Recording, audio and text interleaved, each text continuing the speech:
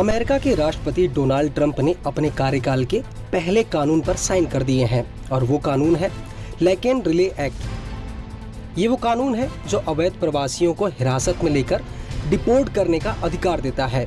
इस पर साइन करने के बाद ट्रंप ने कहा उनकी सरकार अपराधी अवैध प्रवासियों को दुनिया की सबसे खतरनाक जेल ग्वांतानामो बे जेल भेजने की योजना बना रही है। फिलहाल ट्रंप ने यहाँ 30,000 लोगों को रखने की सुविधा तैयार करने के आदेश दे दिए हैं, जिसके बाद ट्रंप के इस फैसले की काफी आलोचना हो रही है।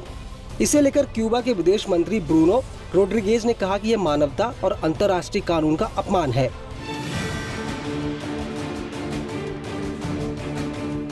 मीडिया रिपोर्ट्स की माने तो इस जेल को अब तक आतंकवाद के आरोपियों को रखने के लिए जाना जाता था। यहाँ कैदियों को बहुत यातनाएं दी जाती थीं। यहाँ कैदियों को अमेरिकी कानून के तहत सामान्य अधिकार भी नहीं मिलते थे।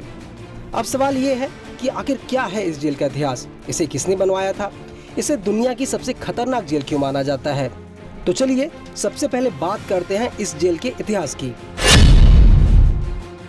ये जेल क्यूबा में है, इसे अमेरिका ऑपरेट करता है। ये एक सैन्य जेल है। साल 1903 में अमेरिका ने इसे क्यूबा से लीज पर लिया था। इसके 5 दशक से भी लंबे समय बाद यानी 1959 में फिदेल कास्ट्रो क्यूबा के राष्ट्रपति बने, जिसके बाद अमेरिका और क्यूबा में तनाव बढ़ा। फिर साल 2001 में 9/11 हमलों के बाद अमेरिका ने यहाँ डिटेंशन सेंटर बनाया, जिसे आतंकियों को रखने के लिए बनाया गया था। इसे तत्कालीन राष्ट्रपति जॉर्ज डब्ल्यू बुश के कार्यकाल में बनवाया गया था। ये जेल दुनिया की सबसे खतरनाक जेल है, क्योंकि इस जेल में कैदियों को बिना किसी मुकदमे के अनिश्चित काल तक रखा जाता है। यहाँ कोई भी कैदी भूख हड़ताल नहीं कर सकता, क्योंकि अगर कोई कैदी भूख हड़ताल करता भी है तो उसे ट्यूब के जरिए जबरन खाना खिलाया जाता है।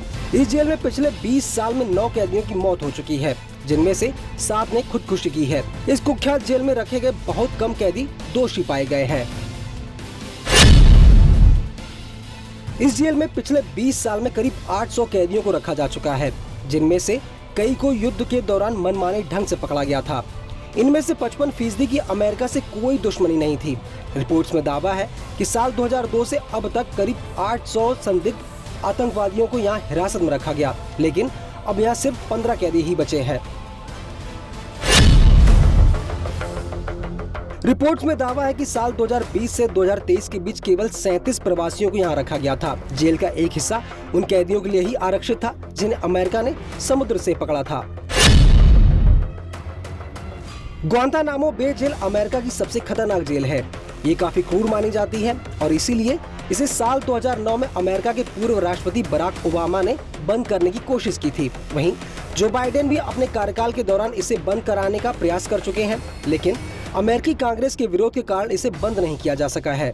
बता दें कि अगर ट्रंप प्रवासियों को इस जेल में रखने में कामयाब हो जाते हैं तो इसकी जद में करीब 18,000 भारतीय भी आ सकते हैं, क्योंकि अमेरिका में अवैध प्रवासियों से डील करने वाली सरकारी संस्था ICE ने करीब 15 लाख लोगों की एक सूची बनाई है जो अवैध रूप से अमेरिका में रह रहे हैं।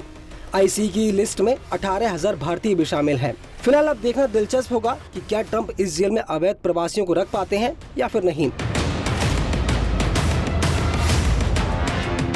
फिलहाल इस खबर पर आपकी क्या राय है, हमें कमेंट करके जरूर बताएं और ऐसी ही खबरों के लिए बने रहिए न्यूज़ 18 इंडिया के साथ।